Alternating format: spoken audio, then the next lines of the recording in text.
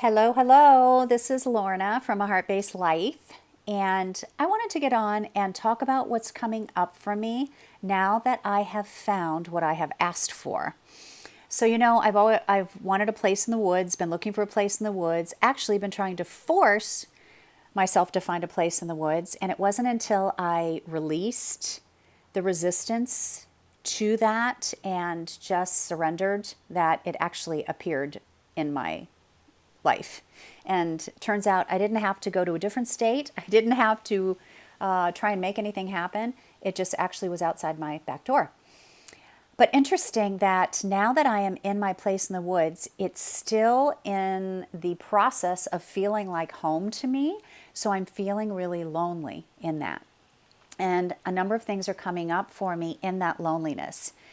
And one thing I want to say about loneliness is that this is a different kind of loneliness than you've seen on my other videos, because when I first left my 32-year marriage 2.5 years ago and moved to my first apartment ever by myself, it was in the city that my ex-husband and I lived together, and the loneliness and the despair that I was going through in that apartment was a combination of self-empowerment, feeling excited, feeling free, feeling like I was finding a voice that I always felt like I had inside of me but wasn't using, and mourning and grieving the loss of my 32-year marriage and feeling the loneliness around that, feeling the physical loneliness of not having anyone to touch and not having anyone to be physically there in my life, and not having anyone to focus my attention on and try and fix. Just all that stuff was giving me such a feeling of emptiness and loneliness. But now that it's been 2.5 years, I am in another transition, and this transition of now living in a different town that I've ever lived in before, and living more isolated in the woods, not surrounded by things going on around me all the time, is a different feeling of isolation, which is what I wanted. So be careful what you wish for, right? I wanted that and I love it. But at the same time, what's coming up and trying to emerge for me is for me to get to this next level of loneliness and what I need to tackle and what I want to tackle about getting to know myself and getting acquainted with myself. So it's like I can't get acquainted with the real me until all that other stuff came up, was felt, and went away. So now I'm at this, I'm like sinking down to a different level. I don't even like to say sinking down because it's really expanding and rising up. So, but I'm at another layer now. Another petal of the flower is opening. And so the loneliness I'm feeling now is just the loneliness of who am I when no one else is around?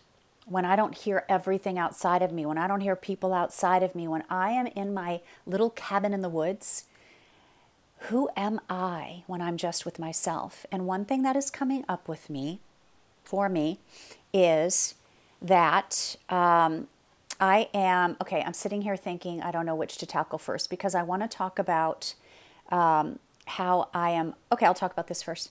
So I am feeling like I am on the verge of getting in touch with my own greatness. I'm having someone help me revamp my website, and it is looking so hot. I just love it that it's not finished yet. It's up, but it's not finished yet. She's still working on it. But it is such an accurate representation of me and what I want to put forward into the world that I feel like I'm getting closer and closer to actually living in my purpose, what I was always here to do. And this feeling of getting closer to my greatness is like, oh no, wait, I can't do that. So there's a part of me that's having the fearlessness and the courage to move toward that purpose. And now I'm seeing it visually on my website as a representation of what I actually want to do. And it's kind of frightening because I'm like, That Marianne Williamson thing where she said the biggest thing we're afraid of is to step into our greatness. And now I feel like I am so on the verge of stepping into that greatness that there's something about what I'm still needing to let go of that wants me to stay small. And part of what I'm doing, I'm recognizing to stay small is I think I'm using alcohol in a way that I don't want to use it. So I'm just going to talk about this, and this is like freaking scary for me, but it's the truth. And that's what I want to talk about is the truth. So as I get closer to feeling like I am touching what I've always meant to be, the old stories in me and the old me wants to hold me back and keep me small. So alcohol has always been a part of my life, a terrible part of my life, a tragic part of my life, a chaotic part of my life. As a child of an alcoholic, I grew up giving myself over to other people, learning that I came second and what I wanted came second. And I didn't have the right to say what I felt because it might incite anger or a reaction from someone, and then the drinking would start, and then it's best if I just go along with the flow and don't rock the boat and just, I am there to save someone else, and I am there to help other people. So I am just supposed to step back. But the funny thing is, through my whole life, I was joyous and I tried to be exuberant. I was always the one who wanted to prove herself and be friendly and be popular and be out there. And so I feel like I was always fighting my whole life with wanting to be me and wanting to put myself out there and feeling like it wasn't safe to do that. So now that I'm putting myself out there, wanting to be a mentor for other women who may have been in the same situation I was in my marriage and in my life, and my website is a mirror of that. The alcohol factor in my life is wanting to go, wait a second, you can't do that because remember me, I'm here to make your life miserable. I'm here to hold you back. And so I feel like I've never had a problem with alcohol myself, except in situations when I am trying to step into my empowerment. So I am wondering now if even the little bit that I'm using alcohol isn't right for me, because I don't want anything in my life that's distracting me from connecting to myself. And even if I have one or two drinks now, my body isn't aligned with that. It isn't wanting that. It isn't welcoming that. But the old part of me that doesn't know how to live my life without being accepted in that way with other people doesn't know what to do yet. So I just wanted to put that out there, and I just wanted to say that, I just want to be totally honest with what's coming up. When I ask for what I want and I get what I want, something's coming forward going, you can't have that. I'm going to sabotage that. And so there's a lot more strength that I am so excited to learn about myself, more fearlessness in sitting in whatever's coming up without distracting myself.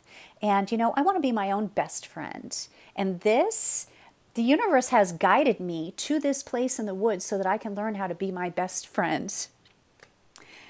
And it's scary.